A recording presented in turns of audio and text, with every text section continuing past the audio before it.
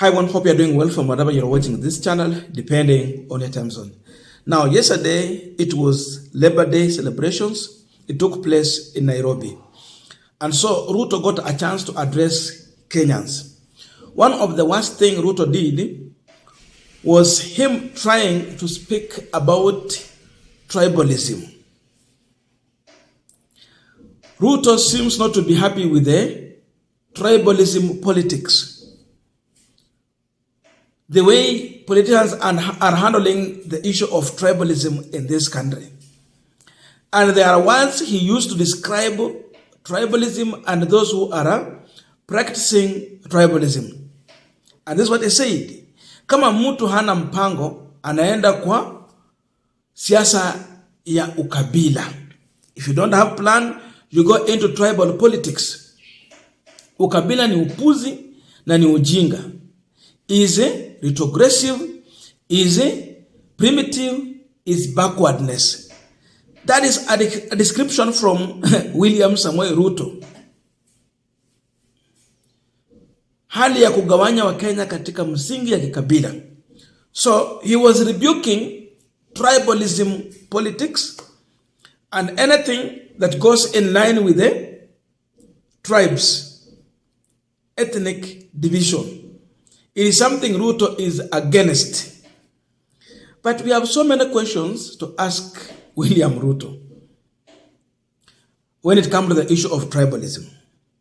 And before we ask these questions, it is good you listen from William Ruto himself.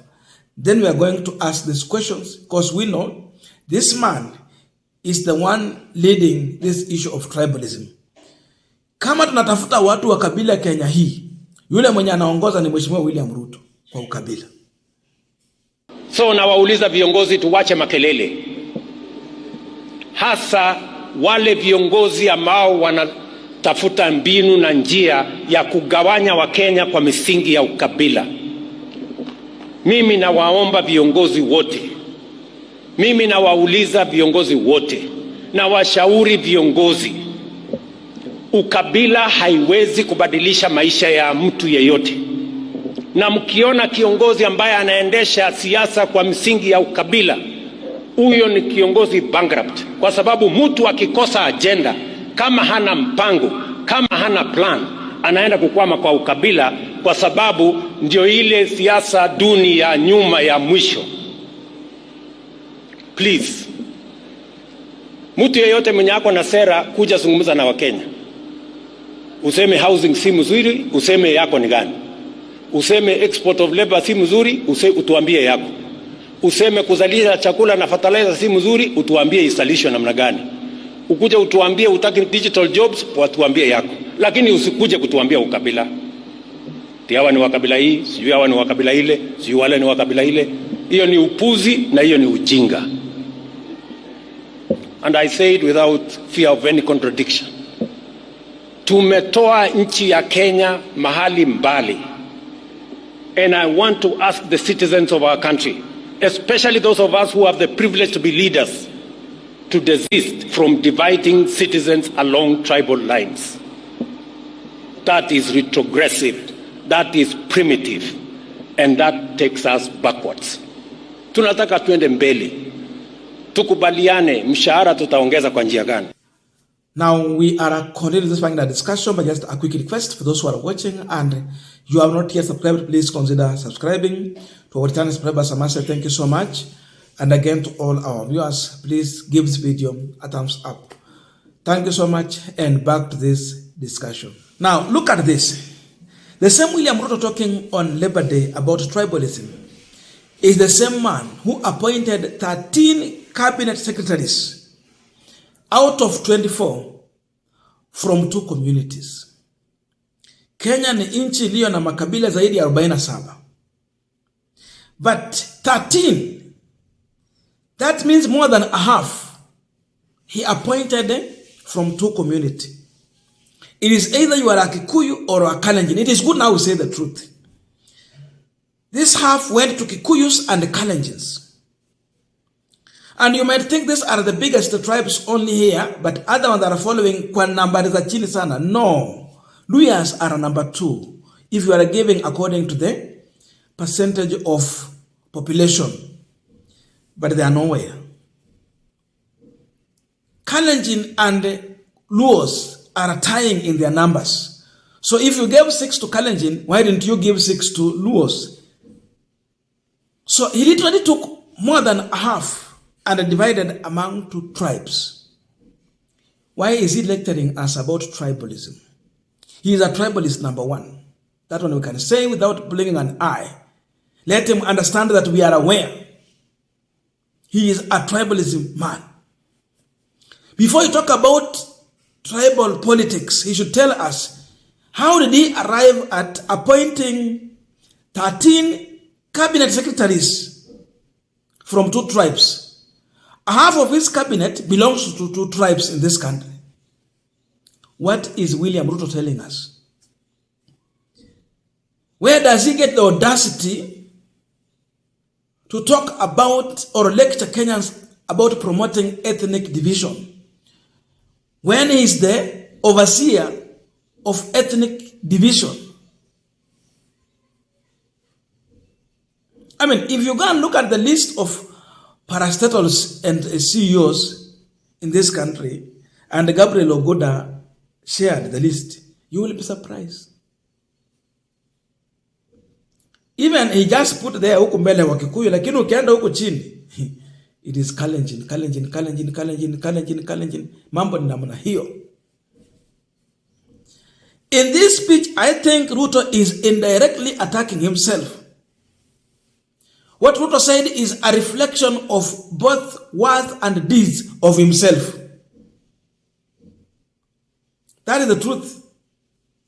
That is what he does. That is what he thinks about. That is the gospel he understands. So when you say that watu wenye wako na ukabila ambao wanaenda kwa mambo ya ukabila ni watu hawana mpango, Mheshimiwa Ruto, you are telling us that hauna mpango. When you say that ukabila is upuzi na ni ujinga, so you are telling us what you did, it was upuzi and you are stupid. Because that is what he did. He is saying that ukabila is retrogressive and primitive. So are you telling us that you are a retrogressive leader by the fact that you appointed your cabinet favoring 2 tribes? Are you telling us that you are a primitive by appointing your cabinet, half of it favoring 2 tribes? Are you telling us that you are promoting backwardness? Indeed. That is what you are telling us. And we want to trust your words today. That's what he's telling us. He is backward. He is primitive. He is retrogressive. This is true according or in reflection to the cabinet that Ruto gave us. And mark you, if you go and check on the issue of parastatals and the CEOs across the country, I am telling you, it is Kalenjin affairs. It is Kalenjin affairs. The list is all over. Head of Civil Service, Felix Kosgei, Kenyan CEO, Abraham Serem, Kenya Power CEO, Joseph Sirol, Kenya Pipeline CEO, Joe Sang, Energy and Petroleum Regulatory Agency CEO, Daniel Kipto, Kenya Nuclear Regulatory Authority Director General, James Keter, Ketraco Company Secretary, Lydia Sitiani, Kenya Port Authority CEO, William Ruto, his namesake, Kemri CEO, Elijah Songok, New KCC CEO, Nixon Singer, NCPB CEO, John Ngetik. The list goes, and it is not ending there. It goes up to 66. Kenya Airport Authority Chair, Caleb Kositani. Huyu mwenye alikuanga mwanasiasa akafurushwa. Huduma Center CEO, Benjamin Chilulumu. KMTC Chair, Joseph Cherioti. The list goes up to, so imagine the parastatals we have in this country. 66 headed by one community, Kalenjin.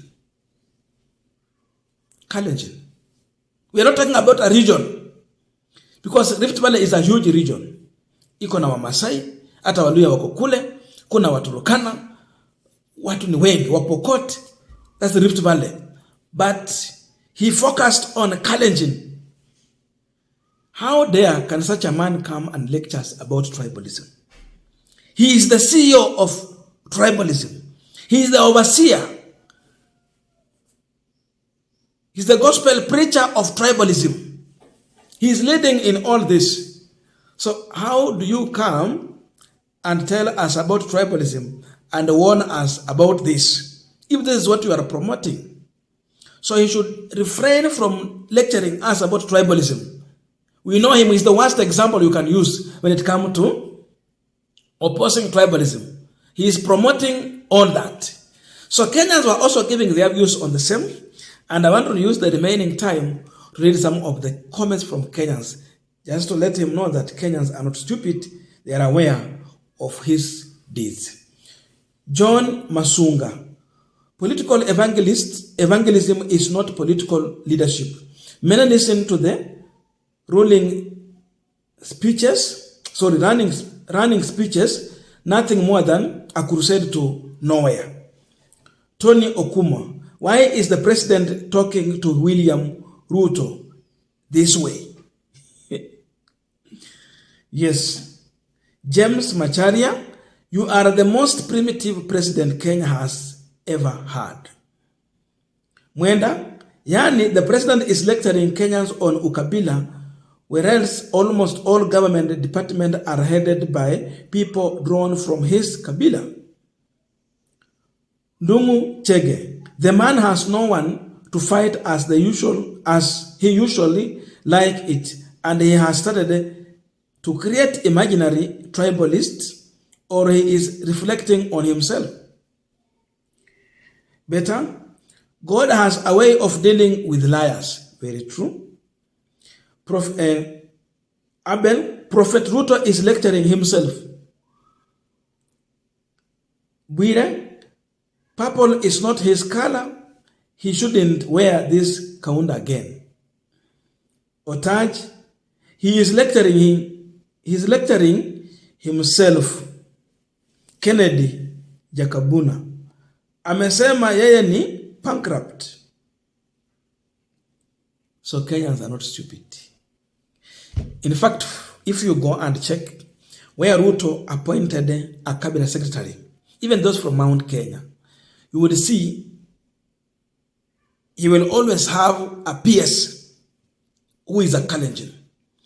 Anywhere where there is a CS from Mount Kenya or in another region in this country who is not a Kalenjin, the PS will be a Kalenjin.